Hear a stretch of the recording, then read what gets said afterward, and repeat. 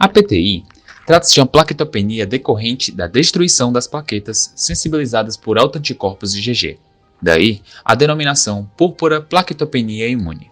A forma aguda da PTI costuma ser sempre secundária a infecções, sobretudo em crianças, quando costuma ter evolução curta de 3 a 6 meses.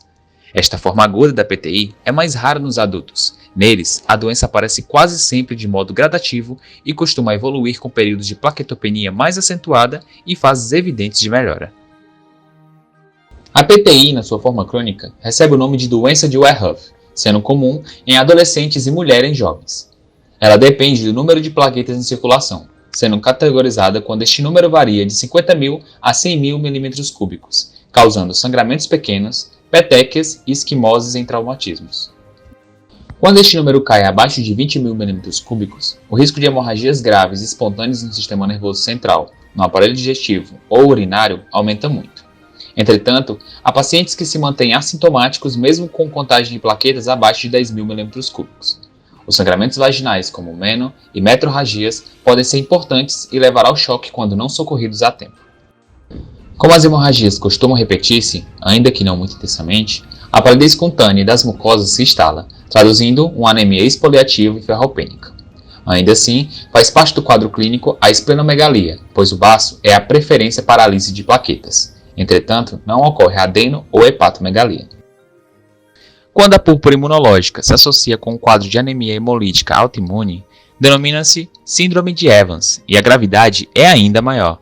O alvo dos anticorpos antiplaquetas nesse tipo de púrpura deve ser representado pelas glicoproteínas das membranas plaquetárias, principalmente os determinantes antigênicos do complexo GP2B e GP3A cálcio, que são necessários para a agregação plaquetária.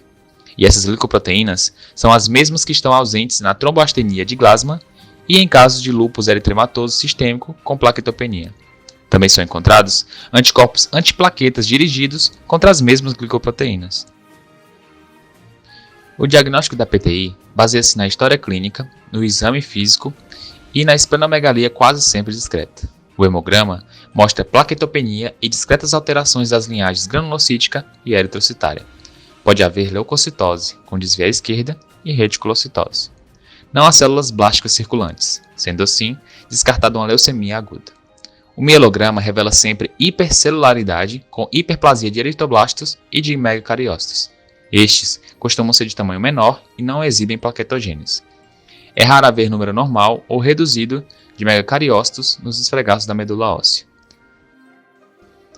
Outros exames são recomendados em caso de PTI, com a pesquisa do fator antinúcleo FAN para diagnosticar possível doença autoimune, e em pacientes jovens com história progressa de uso de drogas, transfusão de sangue ou vida sexual ativa, recomenda-se fazer o teste para possível infecção pelo vírus da AIDS, onde serão encontrados anticorpos HIV. São recomendados outros testes sorológicos, tais como teste de Combs direto e indireto, a sorologia para hepatite B e C, a sorologia para o citomegalovírus e para a toxoplasmose. Tratamento. A PTI aguda exige pouca terapia, pois costuma ter evolução rápida e autolimitada. Recomendam-se repousos e medidas gerais para controlar o quadro de infecção, quase sempre das vias respiratórias superiores.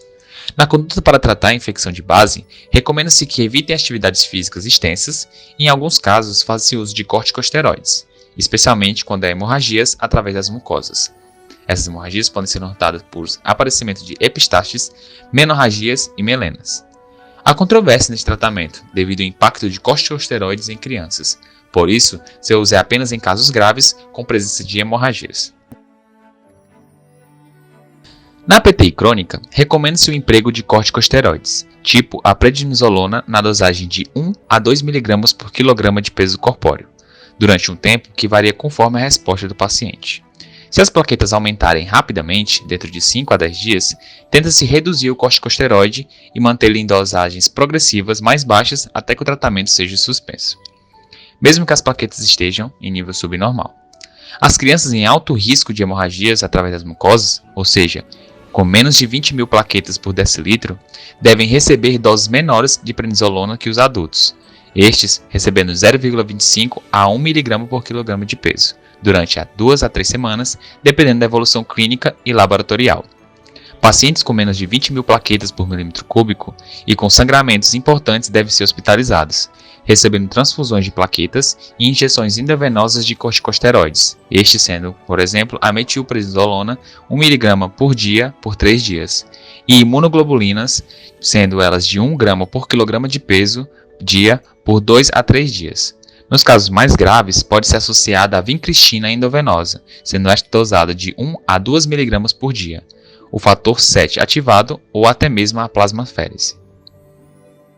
Indivíduos com vida sedentária podem ser mantidos com níveis de plaquetopenia de 20 mil a 30 mil mm3 e não necessitam de hospitalização. Em casos de pacientes com RH positivo, tem sido usado um soro anti-D por via endovenosa, sendo dosado ele de 50 a 75 mg por quilograma de peso. Quando a plaquetopenia persiste, a prednisolona pode ser substituída pela dexametasona por via oral, sendo esta com a dosagem de 40 mg por dia.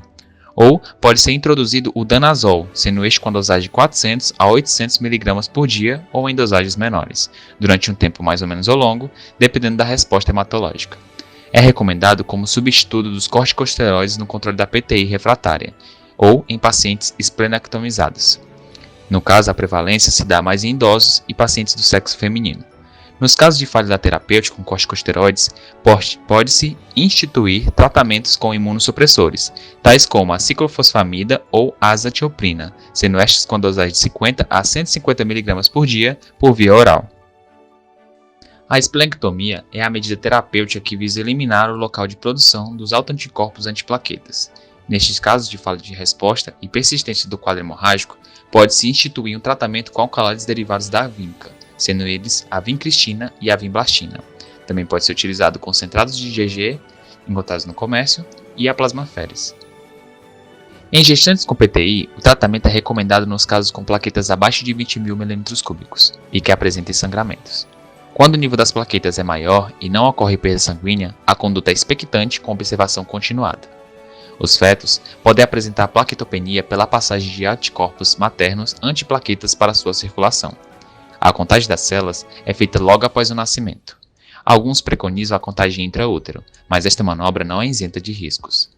As gestantes em trabalho de parto devem ser acompanhadas com cuidado. O parto normal costuma ser indicado se o número de plaquetas for superior a 50 mil mm3. A cesariana é recomendada especialmente para evitar a hemorragia intracraniana e fetal em pacientes de risco. A contagem de plaquetas é feita no recém-nascido e deve ser acompanhada por algum tempo, pois estas tendem a cair logo após o nascimento.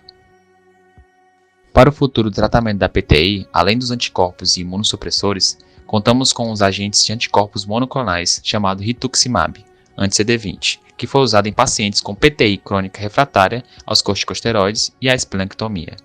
O anti-CD20 pode atenuar a plaquetopenia em indivíduos com quadro purpúrico severo e torna-se cada vez mais evidente como um possível agente no tratamento da PTI.